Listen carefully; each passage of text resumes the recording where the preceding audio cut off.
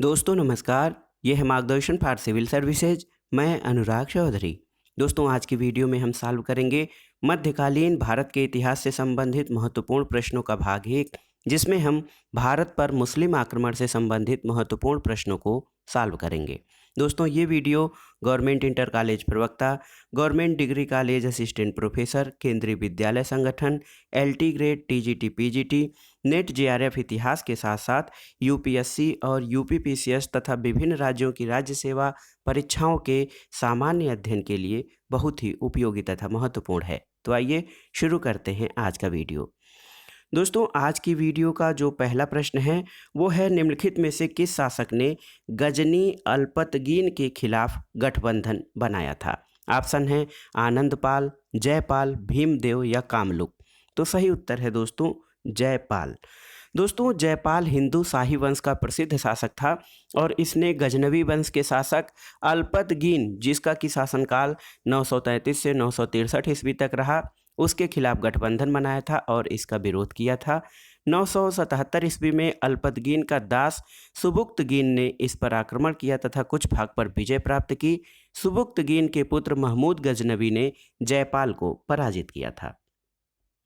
अगला प्रश्न है, गजनी के महमूद के साथ संघर्ष के दौरान कश्मीर का शासक कौन था? तो सही उत्तर है डिडा या दिद्दा। दोस्तों गजनी के महमूद के संघर्ष के दौरान कश्मीर में लोहार वंश की राजकुमारी और उत्पल वंश की शासिका दिद्दा थी। अपनी महत्वाकांक्षा के बल पर दिद्दा ने 2 बार गजनवी को युद्ध में पराजित किया और भारत में प्रवेश करने से रोका। पराजित होने के बाद गजनवी ने रास्ता बदला और गुजरात के रास्ते भारत में प्रवेश किया था। अगला प्रश्न है दोस्तों, निम्नलिखित मंगोल शासकों पर विचार कीजिए। चंगेज खां, काबुल खान, कुबलाई खान। इनमें से कौन सा विकल्प उनके सही कालानुक्रमिक क्रम को प्रतिनिधित्व करता है?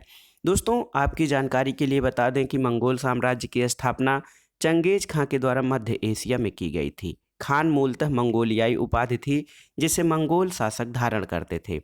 प्रमुख मंगोल शासक जो हैं उसमें चिंगिज खां यानी चंगेज खां, उसके बाद ओगताई खां, फिर गुयुक खां, उसके बाद मोंगके खां और कुबलाई खान।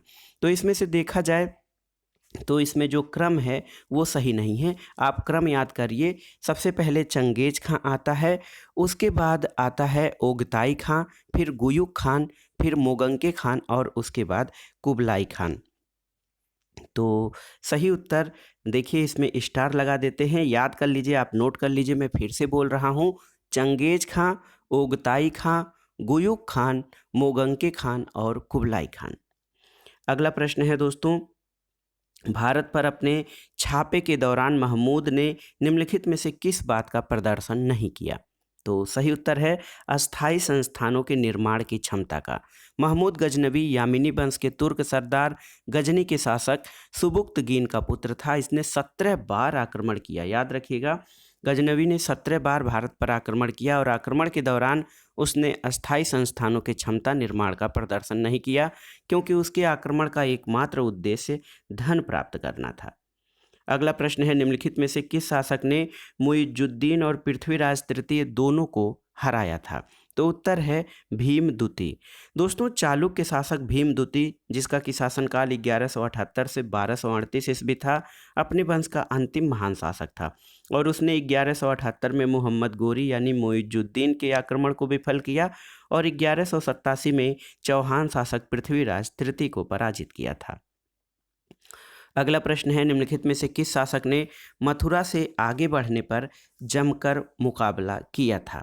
तो सही उत्तर है कोकल्ला द्वितीय।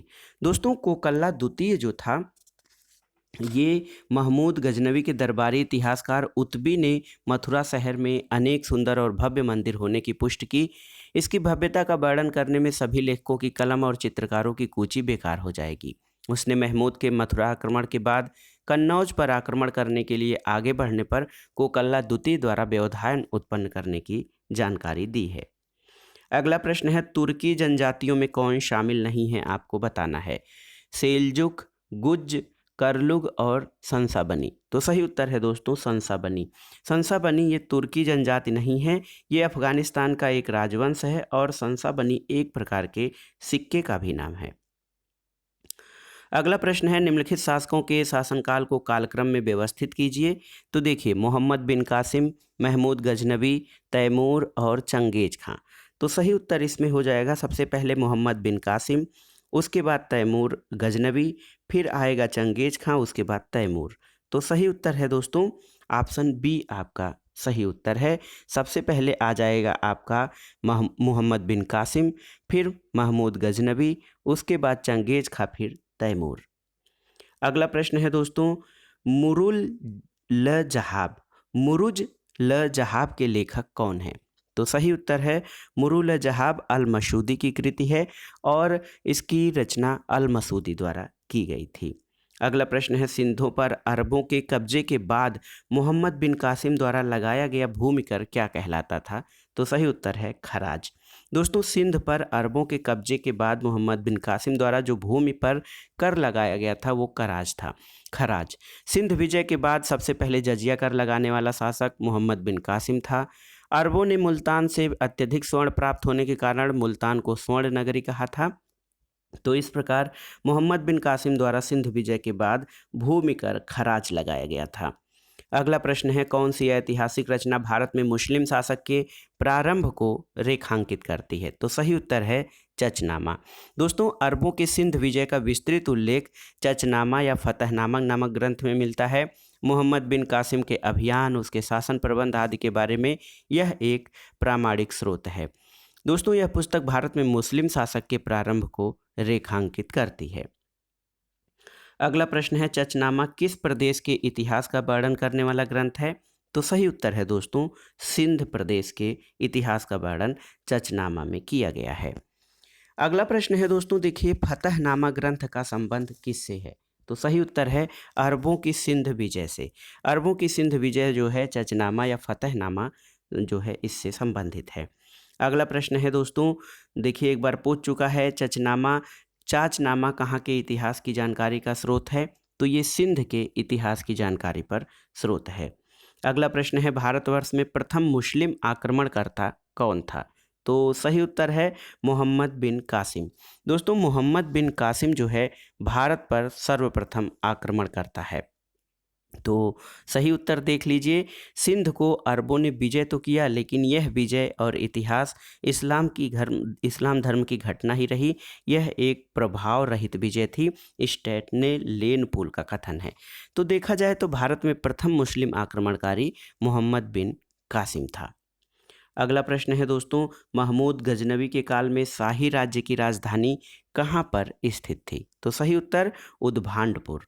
दोस्तों, महमूद गजनवी का प्रथम आक्रमण 1001 ईस्वी में हिंदू शाही राजवंश पर हुआ। यहाँ की राजधानी वैहंद यानी उद्भांडपुर में स्थित थी। हिंदू शाही वंश का शासक जयपाल था और इसका राज्य पंजाब से सिंध तक फैला हुआ था। अगला प्रश्न है, महमूद गजनी के साथ युद्ध में अपमानजनक पराजय के बाद आत्महत्या करने वाला पंजाब का हिंदू राजा कौन था? तो सही उत्तर है दोस्तों ये था जयपाल। दोस्तों, जयपाल का जो शासनकाल था, देखिए, पंजाब से सिंध तक फैला हुआ था और जयपाल और महमूद का युद्ध दोस्तों पेशावर में हुआ था। इस युद्ध में जयपाल पराजित हुआ था और जयपाल ने स्वनिर्मित चिता में जलकर आत्महत्या कर ली थी। ये देखिए, यही प्रश्न पूछ रहा है, किस हिंदू शाही शासक ने स्वयं द्वारा प्रज्वलित चिता में कूदकर आत्मदाह किया? तो ये जयपाल था। जयपाल किस वंश से संबंधित थे? तो सही उत्तर है जयपाल दोस्तों शाही वंश से संबंधित थे। सही उत्तर है ऑप्शन सी। अगला प्रश्न हमने देख भी लिया है कि सुल्तान महमूद गजनवी ने भारत पर कितनी बार आक्रमण किया? तो ये 17 बार आक्रमण किया था गजनवी ने और ये समय काल 1000 ईस्वी से 1027 ईस्वी तक था। अगला प्रश्न है दोस्तों, महमूद गजनवी ने सबसे पहले किसे हराया था? तो सही उत्तर है महमूद गजनवी ने सबसे पहले दोस्तों जयपाल को हराया था, जो कि शाही वंश का शासक था। ये युद्ध पेशावर के निकट हुआ था। अगला प्रश्न है, नालंदा विश्वविद्यालय का अंत हुआ क्योंकि? देखिए, इसके कारण बताने हैं कि नालंदा विश्वविद्यालय का अंत क्यों हुआ। तो सही उत्तर है इसको राज्य संरक्षण नहीं दिया गया। नालंदा विश्वविद्यालय प्राचीन भारत के शिक्षा केंद्रों में से सबसे उल्लेखनीय था। यहाँ पर एक बौद्ध विहार की स्थापना गुप्त काल में कराई गई थी और चीनी यात्री ह्वेनसांग के अनुसार इसका संस्थापक शक्रादित्य यानी कुमारगुप्त था। और हर्ष काल में नालंदा को पूर्ण राजकीय संरक्षण मिला। लेकिन देखा जाए तो जब पाल वंश के शासकों ने नालंदा के स्थान पर विक्रमशिला को राजकीय संरक्षण देना प्रारंभ किया तो इसका महत्व घटने लगा था। अगला प्रश्न है दोस्तों, 1202 ईस्वी में नालंदा विश्वविद्यालय को किसने नष्ट किया था? तो सही उत्तर है बख्तियार खिलजी। दोस्तों 1193 से 1203 के मध्य नालंदा विश्वविद्यालय को बख्तियार खिलजी ने नष्ट किया था। अगला प्रश्न है, महान कवि फिरदौसी किसके दरबार की शोभा बढ़ाता था? तो सही उत्तर है सुल्तान महमूद।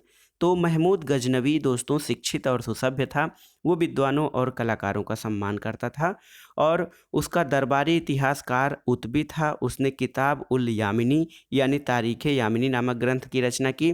इसके अतिरिक्त उसके दरबार में ज्योतिष और संस्कृत के उच्च कोटि का विद्वान अलबरूनी, तारीख़ सुबुक्तगीन का लेखक बैहाकी और फारस का कवि उजारी, खुरासानी विद्वान तुसी और उनसुरी, विद्वान असजदी और फारूकी तथा शाहनामा के रचयिता जो है ये फिरदौसी थे। शाहनामा दोस्तों राजाओं का जो है ये ग्रंथ है। अगला प्रश्न है, निम्नलिखित में से किसको फारसी का होमर कहा गया है? तो सही उत्तर है फिरदौसी को। दोस्तों फिरदौसी को फारसी का होमर कहा गया है। ये मध्यकाल का महत्वपूर्ण विद्वान था फिरदौसी और महमूद गजनवी के दरबार में रहता था। अगला प्रश्न है दोस्तों, महमूद गजनवी ने किस अनुक्रम में भारत पर आक्रमण किया था? आपको बताना है। तो सही उत्तर है सबसे पहले मुल्तान, फिर थानेश्वर, फिर कश्मीर, मथुरा, उसके बाद कन्नौज। दोस्तों महमूद गजनवी के मुल्तान के शासक अब्दुल फतह दाऊद के विरुद्ध अपना चौथा आक्रमण 1005 में किया था। थानेश्वर पर 1012-13 में, कश्मीर पर 1014 में, मथुरा और कन्नौज पर 1018 में आक्रमण किया था। अगला प्रश्न है, निम्नलिखित में से किस चंदेल शासक ने महमूद गजनवी को संधि के लिए विवश कर लिया था? तो सही उत्तर है विद्याधर।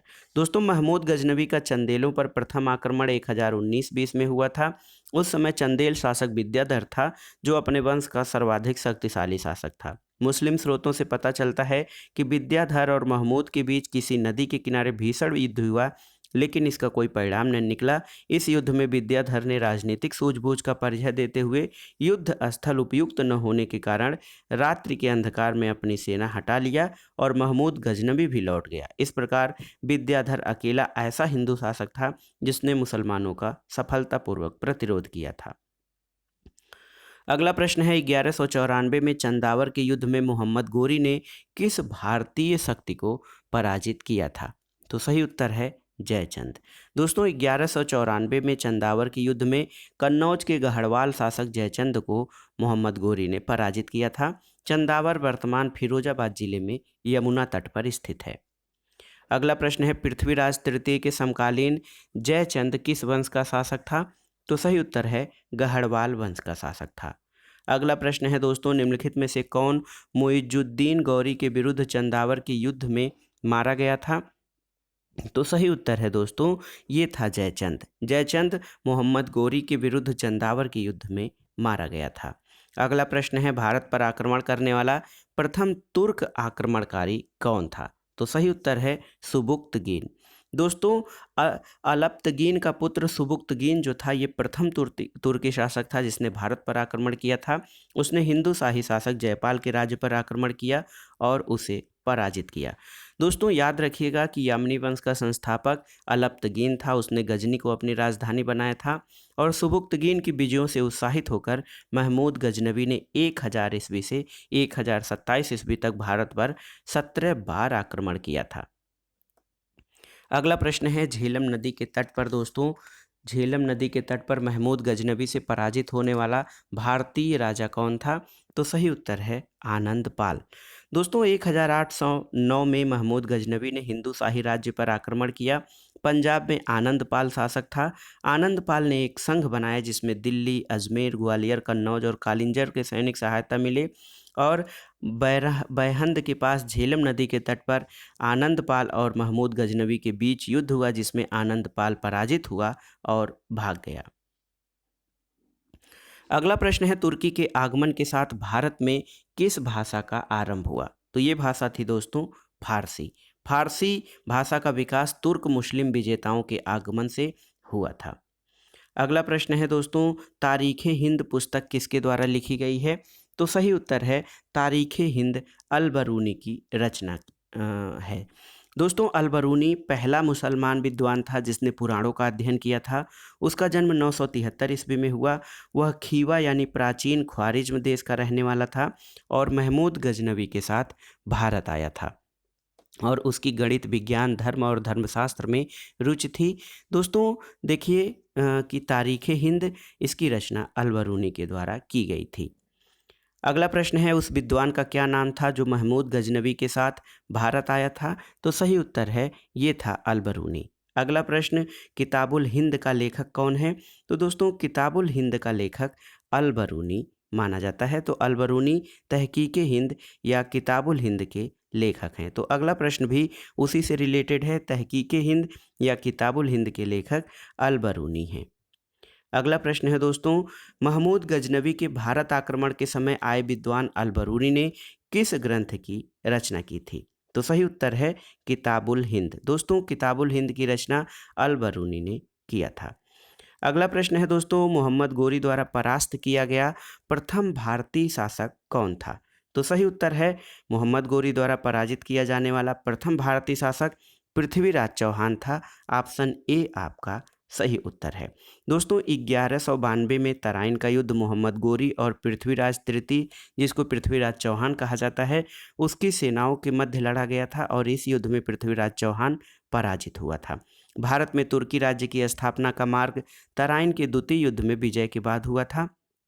दोस्तों मोहम्मद गोरी से संबंधित अन्य महत्वपूर्ण तथ्य, 1178 में गुजरात के शासक भीम द्वितीय ने मोहम्मद गोरी को पराजित किया था।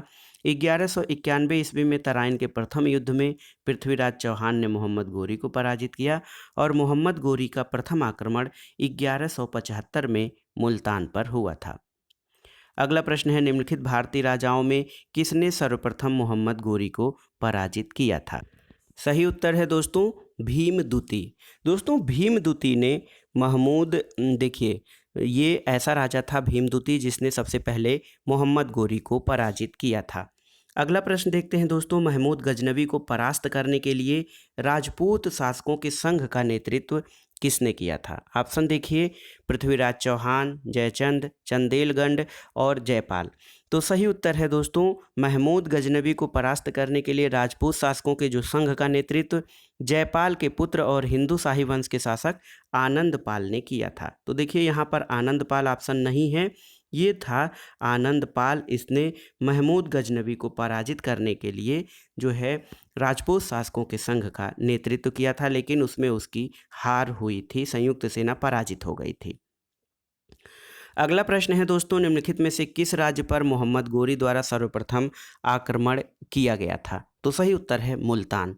मोहम्मद गोरी ने सबसे पहले मुल्तान पर आक्रमण किया था और मध्य एशिया के शासक शिहाबुद्दीन मोहम्मद गोरी ने 1192 में उत्तर भारत को जीता।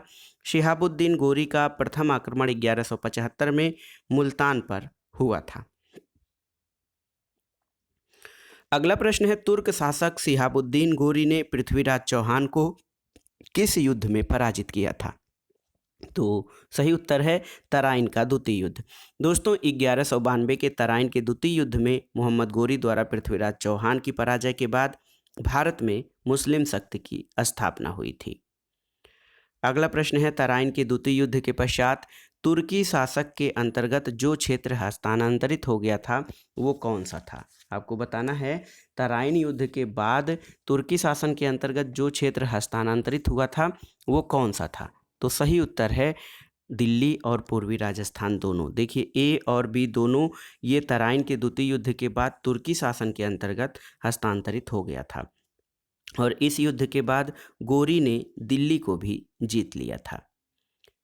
अगला प्रश्न है, मोहम्मद गोरी गजनी जाते हुए किसके द्वारा मारा गया था? आपको बताना है। तो सही उत्तर है खोखरों के द्वारा। खोखर या खोखर जिसको कहा जाता है, पंजाब में खोखर जाति ने सुल्तान के सूबेदार को परास्त करके लाहौर को जीतने का प्रयत्न किया। इसी कारण 1205 ईस्वी में गोरी पुनः भारत आया और झेलम और चेनाब नदी के बीच उसका मुकाबला खोखरों से हुआ। ये युद्ध बड़ा भयंकर हुआ और ऐबक के ठीक समय पर सेना को लेकर पहुंच जाने के कारण गोरी की विजय हो सकी और खोखरों का निर्दयता से कत्ल किया गया। उसके बाद गोरी लाहौर पहुंचा और वहां व्यवस्था स्थापित करके गजनी चल दिया। मार्ग में सिंधु नदी के तट पर दमयक नामक स्थान पर शाम की नमाज पढ़ते हुए मोहम्मद गोरी पर कुछ व्यक्तियों यानी खोखरों ने अचानक आक्रमण करके 15 मार्च 1206 को उसका कत्ल कर दिया था। यही प्रश्न फिर से है कि किसने मुइजुद्दीन गोरी की हत्या की थी? तो ये थे खोखर। खोखरों ने गोरी की हत्या की थी। अगला प्रश्न है, किस मुस्लिम शासक के सिक्कों पर लक्ष्मी अंकित की गई थी? तो ये था दोस्तों मोहम्मद गोरी। दोस्तों मोहम्मद गोरी, देखिए इसके सिक्कों पर देवी लक्ष्मी की आकृति बनी हुई है और दूसरी तरफ कलमा अरबी में खुदा हुआ है। अगला प्रश्न है दोस्तों, निम्नलिखित में से किस सुल्तान ने सोने के सिक्के के एक ओर देवी और दूसरी ओर देवी लक्ष्मी और दूसरी ओर देवी का नाम अंकित करवाया था? तो ये था मोहम्मद इब्न शाम। मोहम्मद इब्न शाम मोहम्मद गोरी का ही नाम है और मोहम्मद गोरी के सिक्कों पर लक्ष्मी का जो है चित्रण किया गया है। इस वीडियो का आखिरी प्रश्न है दोस्तों, किसने एक और संस्कृत मुद्रा लेख के साथ चांदी के सिक्के निर्गत किए थे? तो सही उत्तर है महमूद गजनवी। दोस्तों संस्कृत मुद्रा लेख के साथ चांदी के सिक्के महमूद गजनवी ने जारी किए थे और महमूद गजनवी द्वारा चांदी के सिक्के के दोनों तरफ दो अलग अलग भाषाओं में मुद्रा लेख अंकित था। तो ये था आज का वीडियो। ये मध्यकालीन भारत के इतिहास से संबंधित महत्वपूर्ण प्रश्नों का पहला वीडियो था, जिसमें हमने भारत पर मुस्लिम आक्रमण से संबंधित महत्वपूर्ण प्रश्नों को सॉल्व किया। इसके आगे हम दिल्ली सल्तनत गुलाम वंश से संबंधित महत्वपूर्ण प्रश्नों को सॉल्व करेंगे। आगे के वीडियो के लिए हमारे चैनल से जुड़े रहें। इसी प्रकार अन्य ज्ञानवर्धक वीडियो के लिए आप हमें कमेंट बॉक्स में लिख भी सकते हैं कि आपको किस टॉपिक पर वीडियो चाहिए। दोस्तों वीडियो आपको कैसा लगा हमें कमेंट बॉक्स में ज़रूर बताइएगा। वीडियो को लाइक करें, शेयर करें और इस चैनल मार्गदर्शन फॉर सिविल सर्विसेज को सब्सक्राइब करें। वीडियो देखने के लिए धन्यवाद दोस्तों। नमस्कार।